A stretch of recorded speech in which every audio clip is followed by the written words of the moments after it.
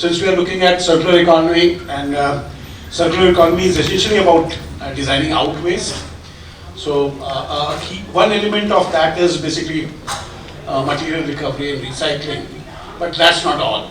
It looks at designs, it looks at products, it looks at packaging, how they can be minimized, how they can be reduced, how they can use less and less resources, which is also linked to resource efficiency, and with the same kind of quality output.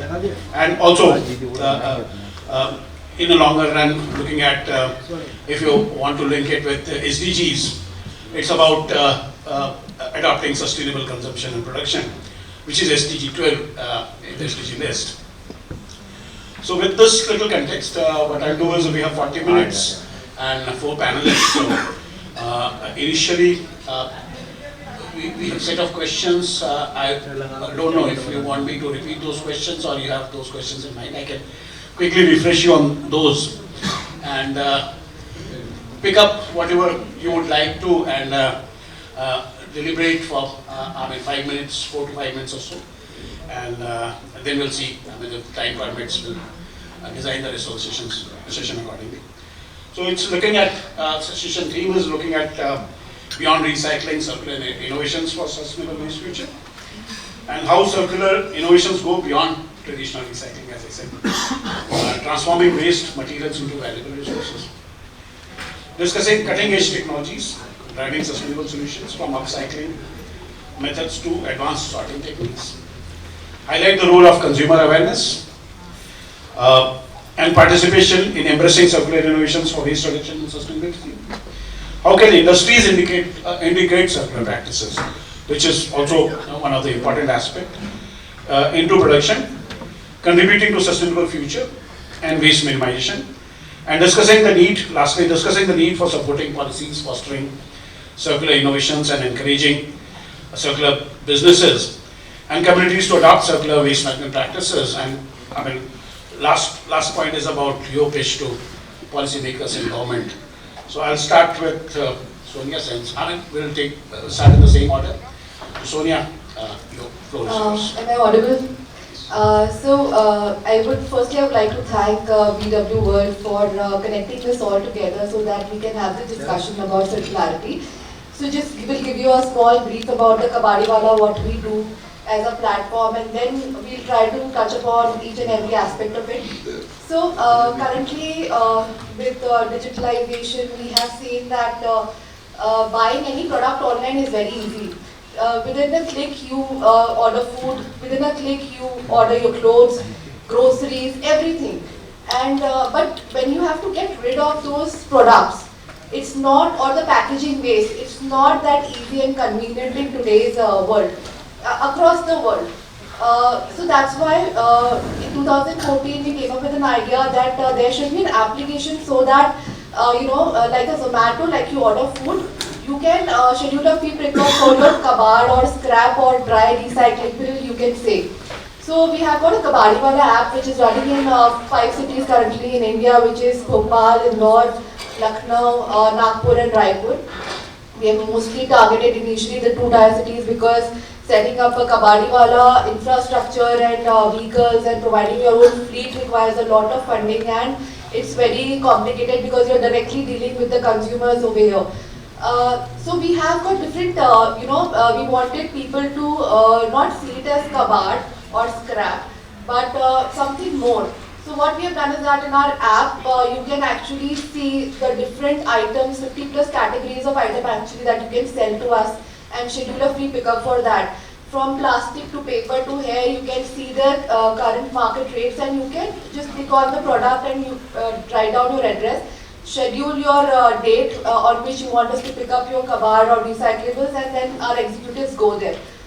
And after, once the consumer is done selling the kabad, we share an impact report with him with a notification saying that it's not just kabad that you've sold us, you're actually contributing towards the environment by saving so many trees. For example, Sonia has sold 10 kgs of plastic, 5 kg of paper and 3 kg of e-waste. So we tell them that Sonia, you have helped us save so many trees, so much of water, so much of energy, and all of those things. Because it's important that they realize by selling the कबाड़, because कबाड़ अभी तो मुझे लगता था कि हमें paper plastic बेच के पैसे चाहिए. Like they never saw it from that perspective कि यार environment भी save हो रहा है, then we are saving our resources also, and it's very important to recycle things. And so we started with this service. And at each level, I think in this value chain, waste management value chain, what we were missing was traceability and transparency. Like in the last session, Ashish ji said that there is 400 crores of revenue which is being earned because everything is being done on bills and the GST. So most of the 80% to 90% of the payments we have achieved, they are done through UPI so that there is transparency. And at each step we have a application. So when the consumer when Sonia has sold her kabad, I get a notification on this date. I have sold so many kgs of scrap, and this was my impact. And this guy came to pick up my kabad, and this is the amount that I earned from it. At pickup executive who go to collect the kabad, they also have an application. So they put in all the data from Sonia. I have collected plastic, e-waste, and all of those things that we did because. Initially what we realized was that the pickup executive on their way to the segregation facility, they sell off some waste themselves to earn more money. So just to fill the gap, we did this thing. And at our segregation facility also, so all the collected kabad from the household, from the retail, from hotels and from different sources, it goes to our segregation facility in the city. And where we try to employ most of the people who are from bottom of the pyramid, so they do the segregation work for us over there. We train them, we provide them safety kits and everything, and that is how, and for whatever they segregate, we pay them accordingly.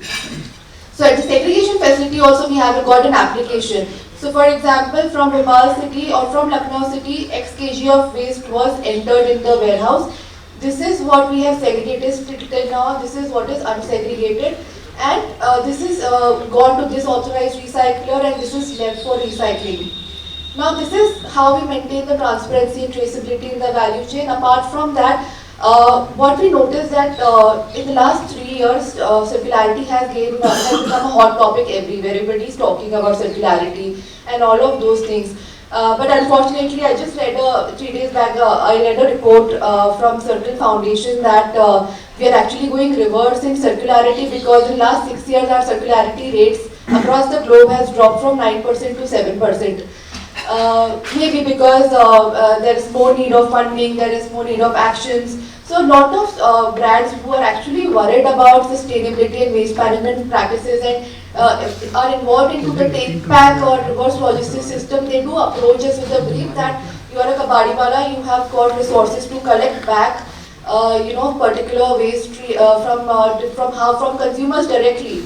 So why not do this take back program? So we tell them that we need to start with identifying the sources from to awareness campaigns. So for example, we recently started a DRS campaign in Ayodhya, which was launched on 22nd January. It's in a very niche stage, but we made sure that we market it so well because I think awareness के लिए marketing करना बहुत ज़रूरी है. Brands do sell their USPs like after COVID especially that this will make you healthy, this will make you increase your immunity, and they publish it very in bold and on your face. But similarly, I feel brands should also use catchy slogans and publish all these data on their packaging, on the newspaper. Maybe with a QR code so that consumer can disclose it. Come back to you. And regarding circularity trends, we'll do again fact check with Shalini when we come to her. Mr. Shivrao, what would be your take for the next 4 to 5 minutes? First of all, let me give you thanks for Mr. Goyal put us in such a wonderful gathering and give us an opportunity to address this wonderful subject. As regard to 3R is concerned, we address how to reduce the waste and then how to reuse the waste and how to recycle. Basically, our focus goes on reducing the waste because let's eliminate the cause and optimize it to the extent we can, with the respect of our knowledge or our awareness, and I mean the last of it is that whatever we are using, we should be aware of what is going to be the future of this particular I mean the item we are using. Unless we are very clear that unless we close the loop, when we start using an item, unless we close the loop, then I think we are lost. I mean, in case I am using plastic, I must know what is going to be the future of this, where I am supposed to dispose of, and how, in case I am able to complete my usage with this, and what can be the reuse of this particular thing. And after that, in case everything is exhausted, then we need to think of recycling it. And apart from that, even in recycling, we are talking about that how to do the value addition. Value addition in the sense, whatever the waste we are having, we are talking of upcycling. Upcycling, like one example, like we made a sofa, out of some waste. We made some hangings or some very good decorative pieces. And we are trying to give a reason that if you put it on a social media, today world is too vast. If you put it on a social media, somebody is going to pick it up, same taste people, and it can be a very good vertical across the globe that if you are making something, upcycling after doing, so that is the reason we put our team with waste management professionals. We took waste management professionals and we have given them a vision that okay, you do whatever the upcycling you can do, and we are conducting lot many workshops pertaining to this, so that tomorrow it becomes a habit with the people that you use all these usables from the waste products. I remember when in 50s one experiment was done by Mr. Nekchand in Chandigarh, this rock garden.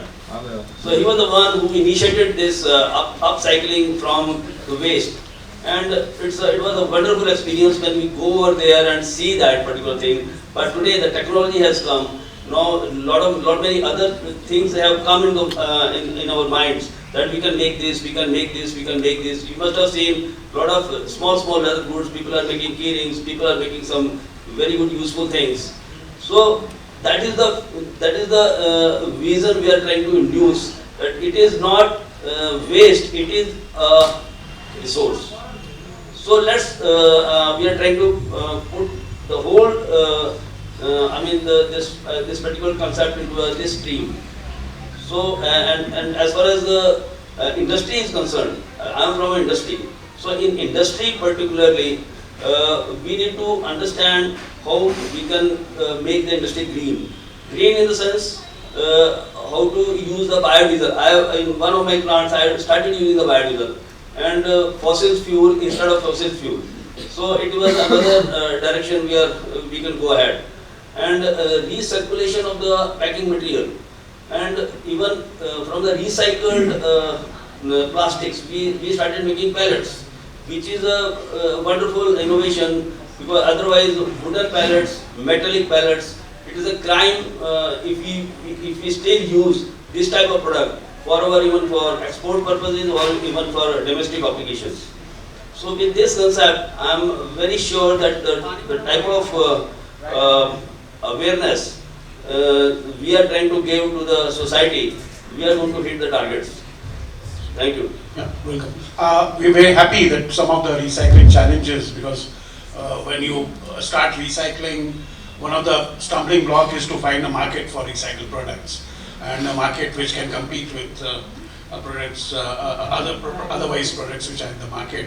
I'm happy that you're trying to address that problem as well. Moving next to Shalini, and key question here is circular economy plateauing, as concern pointed out by Sonia, and with that another 4 to 5 minutes.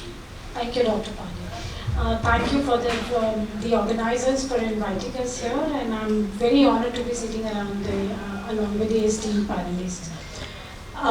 One good thing, So, International Council, I think first let me brief about the work that we are doing. The Council, being the first pioneer body in India working on circular economy, largely focused on enabling circular economy in policies, in industrial development, in education, in research. But 3 years down the line, we do understand that we have a huge responsibility now to see how the dialogue move forwards with action. And it's very nice to see the discussions today. I was listening to the first two panels, is moving from downstream to upstream. The focus from recycling to designing, and that is the need of the hour. How do we look at making something? Someone was saying production to recycling, then someone said production to consumers. I would say production to production. When we talk about material recovery, when we talk about resource efficiency, the idea is to reutilize the material, the components that we are extracting and using it in an endless manner so that ultimately the burden on extraction is reduced. That's the objective. So when we talk about innovation, startups, entrepreneurs, and even the existing industry plays an extremely important role in making that transition. We are completely aware of that fact and being cognizant. The council is now moving towards the training, industrial training. We are working with textile, one of the biggest Indian conglomerates in the fashion industry, also in the pharmaceutical industry, to see how their entire supply chain could be actually changed from the working model can change from the linear take, make, waste model to more circular models. And one very good thing that we see coming in, and this is from my own personal experience by talking to them one-on-one, is to see that most of the solutions lie within the different compartments of the company itself. So if you make your supply chain sit together, the designers, the quality analysts, the warehouse guys, the storage and designers, most of them will have a lot of solutions that they are aware of and could be then brought towards to make it more sustainable. Only today I'm reading that Sprite has done away with that label, the label on the bottles here. So they say we are going naked. So that's the campaign they have started. And that's so wonderful thing because when we talk about PET recycling, these little design changes are the one that impact completely the kind of recyclability and reusability of the product. So these innovations, and another thing that I learned was a lot of organizations, including one of the textile brand, is doing away with the packaging. So they said that in a shirt they would use 14 components, little components from all pins to proper plastic. 14 components were involved in their packaging. They've done away with 10 of them and only 4 of them have left. So a very important aspect of looking at circularity is reduction, which is now gaining importance, is now gaining at least some attention. And while our policies mostly, we were discussing about the EPR in the morning, look at end of waste management, I think equal focus is required, if not more, towards the production and the design cycles. As I write my second book, which is on circular design again, concentrating on the fact that now the industry needs to look at circular designing, I give a 3 mantra for the industry, and it's called MAD, going mad, I would say. So first is modularity. How do we include modules? How can we modularize the components, the entire production? The second is assessment, assessing through the life cycle assessments, data analytics, collection of the right data at the right time to come to the conclusions that are more sustainable. And D is the design. So focus on the design phase, which would then look at making your entire production cycles more sustainable. I think that's all for now. I'll continue in the next question. Thanks very much, Shalini, and it's heartening to know that industry is started to look at circularity as a business option, as a business opportunity. I'll come back again, a common question on the same issue. to all of you after Mr. Pejavar. And it's a coincidence that on a sustainability subject, all the panelists, including moderator, their name starts with S. So Mr. Pejavar, your take on transparency in businesses. Sarvottam was a better way to address you. Yes. So your take on transparency and Yes, traceability. yes. At the outside, again, as everyone said, this is a commending, platform. Again, we have guru like Sanchita and everyone here, like Shalini is driving the fostering education awareness and driving the principles. We are interconnected, again, connected with Suneel again many times in these conferences where they bring all this research. I'm very interesting to connect with the 3R because they are again driving what you call research and development and upcycle as Miss Shalini also spoke about, and Kabadiwala where Sonia, am I right? Sonia is talking about how make a click of the button picking up the waste. So again, if you date back around 3 decades, because I started my journey around 3 decades back compared to all the young people here. When I was driving the business, we are all talking about ESG, but that time it is called economic social governance.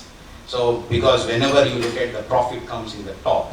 So I was told by my chief executives, Rana Talwar has just expired around 3-4 days back. I was with Standard Chartered, so I was the CIO there. So that is where I want that, the top line to be done, beating Citibank, HSBC, but go local. Local means do some CSR. That is the mantra. It's just to show, do this, that. It doesn't mean that we are talking about the brand, but that is what everyone is talking about. Governance is the key, because otherwise you can't. But if I look at it, if I came out of this corporate world around a decade back now, this is where I was looking at just a big transformation for 5 to 6 years. He has changed it to environment. So that means everyone has a respect. You have to give respect every stakeholder. It is not just human beings, everything. It's a green planet here. So that is the mantra today. We have to call it as a major shift. Again, if you look at from the perspective, there is no change in economics. You are still looking at the top line, but how you improve your business, that itself will bring your top line and the bottom line. This is how, as Ms. Shalini talked about, very nice, production to production, we call it as economics is there. You improve your production. You improve how your product gets into the market. So, by the way, I'm Pejavar. I floated my company called Zecomy. It stands for Zero Waste Economy around 6 years back. It's a clearly like what Sonia talked about, click of the button of Ola or whatever. We are a make mine tree. We are now operating in a B2B space, providing a complete AI and blockchain based technology for B2B clients across India. We have more than 100 B2B, 90% of them are blue chip. We drive all type of waste, whether it's a e-waste or a battery or a plastic or oil, any type, through our partnered recyclers, because we have handpicked around 600 recyclers or co-processors across India who are gone through our compliance, due diligence and intelligent tool, and they are onboarded and they are now partnering through us with these MNCs to provide a one-stop solution where anywhere in India, if you want to dispose, the client will initiate through our SaaS product, where the recycler will understand what is coming up and then they will pick it up. There is a complete transparency and traceability throughout the value chain. Not only that, we keep human, what you call regulation, respect for social value, where without PF, ESI, it will never be allowed. The second aspect here is to talk about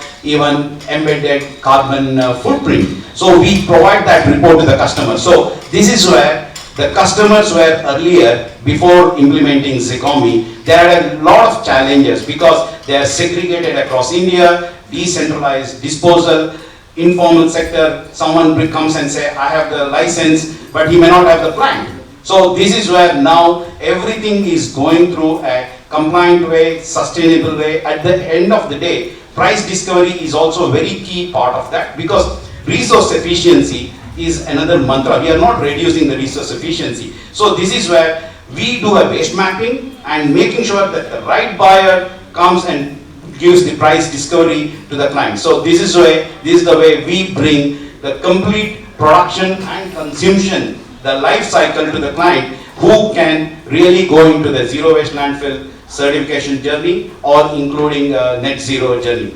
Just to touch upon this, why we look at this aspect, we are integrating our product to their design, their complete operation. What we call it, there are two models. One is called, the configuring or redesigning their operating model. That is nothing but our hierarchies. From reuse to reduce to, which is all part of the design design longevity or design out waste or resource optimization. We look at that hierarchy as part of the solutioning, and then we also work with them something called reconfiguring the business model, which is, it can be a lifespan increase through our product, where it can go as a reuse, it can be recycled, it can be refurbished. So we have various type of buyers who can pick it up and really adopt that R in the hierarchy. So that's what I would like to conclude before we continue with our case studies, which I can share with some of the case studies, how industry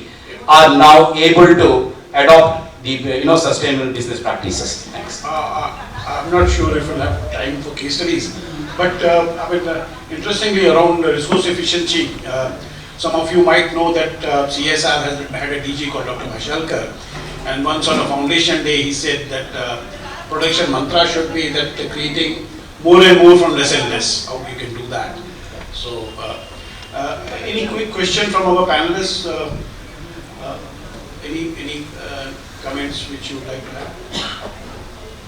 So, I thought in the second round, what I'll do is I'll give you 1 or 2 minutes, 2 minutes each. Circular economy is something which industries need to embrace, not only industries but everyone, even other service providers in a social spectrum or any spectrum. So how do you suppose we measure circularity, that a particular entity is 100% circular or 50% circular or 25% circular, or compare then which is who is more circular, who is less circular. So quick 1 or 2 minutes on that, and keep looking at the time which we have in hand. So I'll take upon from Sonia what she talked about, the circular index, that CAP report, which talks about gone from 9.2 to 7.1%. If I look at it, there is an encouraging perspective of that, which is nothing but a lot of technology disruptors are coming and businesses are ready for it. They have to collaborate. That's a very key for us, because previously it was greenwashing, ticking the box, saying that I've given him, done. And now when we are entering, there is a lot of surprises. This is where I think one way of looking at is how they can get into a zero waste landfill certifications, or which can be a enabler for net zero. Second, upstream, as Shalini also talked about, how can we look at the decarbonization of their supplier, whether they bring the virgin or whether they bring the recycled product. Just to keep quickly, I'm not bringing a big case study. Let me tell you, when we entered into an auto component manufacturer, one of the biggest challenge for them, they are not getting a better price for metal, which is boring chips. What we found when we look at their design, we did a pilot with them, we clearly look at actually the cutting oil. What happens is in the metal, that is where it gets into the machining as well as boring chips, which the foundries will give a less price. Now, if you look at, there is an oil, we work with their team only to get that squeeze out, which means that oil can be recycled again within their organization. At the same time, material will go with a better price, where foundries will pick it up in a better price, and then they can directly get back to the steel as a production. So if you see, this is a simple one where they have not even looked at, but through a lot of research, they were able to increase the price by almost 15 to 20%, but the same oil can be used back in the organization. Again, ETP sludge, that's something which we started working with pharmaceutical. It's a clear waste to energy. Again, when we talk about there is a concept, but there are a lot of energy can be generated through this. So this is something which we all need to think. It's all available there. Why can't we reuse it, regenerate, rather than use the virgin supply? Thank you. As I mentioned, sir, I think when we talk about industry taking this initiative and doing it, the first and the foremost thing that comes is the data. Most of the times when we work, I mean, n number of reports, ESG is there. There are multiple kind of the business responsibility report. The point is, are we collecting the right data? So the traceability and transparency in the supply chain, either through the digital interventions or through self-discipline, is very, very essential. And once we have the data, I'm sure a lot of things would emerge. The second thing that we see is definitely the leadership. So is the leadership looking at making this transition from a responsible production house way, or they're looking only from the compliance perspective? I think if it is the former, it would lead to a long sustainable change in the company. But if it is only the compliances, then it will be a very short-term benefit that we are looking at. The third is the consumer awareness and the consumer demand, and we all have a very important role to play here. What are we asking for? What are we wanting? Are we aware? A lot of discussion on that, but I believe metros are more educated. People here would talk about environment and understand, but what about the rural India? And since India lies in the rural areas, are we taking this awareness to them is equally important. And then comes the understanding. So it could be the circularity gap report, it could be any number of circularity indices. The important thing is to understand that we collect the relevant information and convey the relevant information to the one who is consuming it. With this, I think the entrepreneurship, the budding startups and entrepreneurs, the digital intervention has a very, very important role to play in the transition. They bring companies like Zecomy, Kabadiwala will bring a lot of transparency in the entire chain, and will also, I see, gradually will help in making and creating an impact not only for the production houses, also for the consumers. Like they said, that we are telling them what impact have you made in terms of trees, in terms of water, in terms of reducing the greenhouse gas emissions is extremely important. And last but not least, I think one parameter that none of these indices cover is the green jobs. How much jobs, how much skilling are we doing to enable just transition? None of these reports, I see, they do lack this. So if that is included, it's extremely important. If we start doing that, I think all the developing countries will have a very upper hand on the indices, saying that yes, we have the green jobs. And incidentally, any of the indices which I go through does not cover the green jobs. So I think that must be included. There was a report at the FICCI Circular Economy Symposium that talks about the FMCG reporting. Even that lacks this employability and the green job thing. So I think that one point from this panel I would like to raise and bring to the notice that that's a very, very important thing that we have lagged in that matrix as well. I'm glad that you raised that point. Mr. Shiv? Yeah, actually I'm representing Mr. Shiv. I'm Sudhir Singh. I'm looking after operations. So just a small clarification.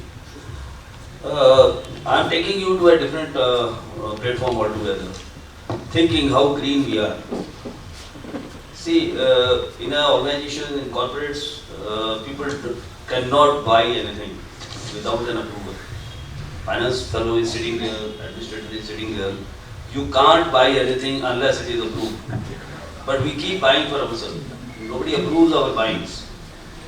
And a small thing I'm telling you, I was sitting with an MD of a big company, and we were talking of inventory control, and he was saying, I got 7 suits with me.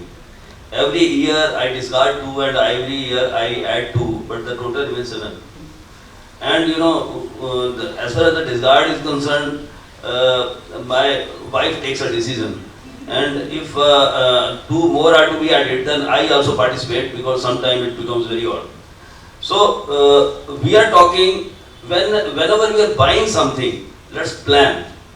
If I have to buy a shoe, which brand I have to buy, which color I have to buy, which price bracket I have to buy, and then another aspect of it, which is a takeaway from this particular evening, is a feeling of gratitude. You know, when we buy a shoe with lot of efforts, lot of planning, and it is admiring us everywhere, wherever we go. It is protecting us wherever we go from a mud or from different odd things. And it cannot be a one-way traffic. If we are getting services, we must reciprocate. So if we take a principle of reciprocation from this evening, if I am wearing a coat, if I am wearing a tie, it is giving me a service. So I cannot throw it off once I put off, and I'm not supposed to throw it off. With a feeling of gratitude, I must put it in a wardrobe properly. And let me put it this way: if I'm sitting here, I'm trying to implement how green I am, and how gratitude, feeling of gratitude I am. See, if I take off my shoes, I always clean them before putting into the wardrobe, the shoe robe, and not at the time of wearing it next day, because that is the time when you really feel obliged, and you have a feeling of gratitude. Yes, you have really served me. Now, what is going to happen in the waste? When you are going to do all these things, the life of the things are going to increase, and with the planning, you are going to buy the best things suitable to you. And hence, you are going to reduce the wastage in the long term. And whenever you are giving to that particular thing to somebody, you are going to give in, yeah, very favorite hai, please sambhal ke rakhna, for a reuse. Very, very important, Mr. Suneel. And it's important also to realize that if you can increase the life of the product, certainly. Because that is eliminating the cost. Once it is scrapped, it is scrapped. 1 minute for Sonia. Thank you. Most of the points Shalini ma'am has already covered, but coming from the collection and sorting point of view, being a Kabadiwala, I would just like to add on few points. Like I feel for any action around circularity to take place, it's very important that we have PPP partnership between public and private, enterprises, stakeholder, consumer, and we all are working towards one same goal. Right now, what I feel is happening is there is a very big disconnect between the central, the city, the rural, the industries. Everybody has got different targets. I think there should be a sync between them. Also, while talking about the technology, I want to say that currently we have a tie-up of more than 500 waste pickers who work with us at the MRF for recovering waste. Now these AI sorters and all of these things are coming, but how many of there are 40 lakh waste pickers and small scrap dealers in India, how many of them can afford these sorters? So we need to come up with technology which is scalable, which can be easily be used by these small scrap dealers, and so that it increases their efficiency, we will do the work of upscaling them. So that's how we can manage the gap. And thirdly, I just want to share an example. Like I feel those enterprises are more circular that without taking the burden of policy, they want to do something of their own self. We started the first mattress recycling campaign in India because Indian Sleep Product Federation, they approached us. They said that we have got foam and we are worried that foam is not biodegradable, and the quality which you get, because people use it for 10 years altogether. So we want you to take the mattress back, and we want you to do something upcycling or recycling of the available material. So I did some research. I got to know that in US these programs are already running because the landfills are not accepting the mattresses anymore. But what happened there is that people pay for the collectors that these many dollars I'll pay you, just come and collect my old mattress. But I know in India, coming from a Kabadiwala, this thing that for old mattress also doesn't matter. It has got 1 kg of material left into it, it's burned or it's wet or whatever condition, people will expect some value to it. So we gave them some few suggestions, like give them an incentive ki for double mattress you will get 1200 rupees ka voucher which they can redeem on your brand.